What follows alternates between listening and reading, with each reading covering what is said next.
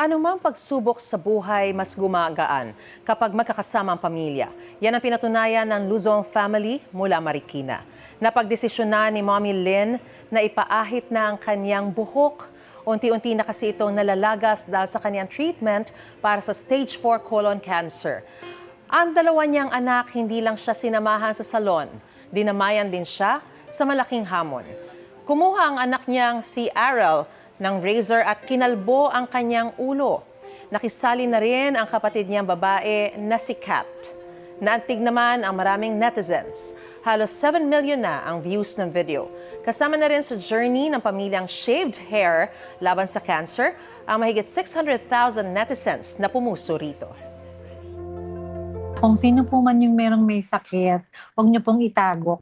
Mas masarap parang may nakakaalam kasi marami talagang nagmamahal sa'yo at maraming lumalaban para sa'yo.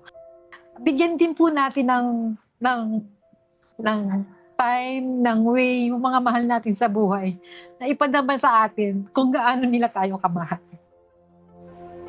Gusto mo bang mauna sa mga balita?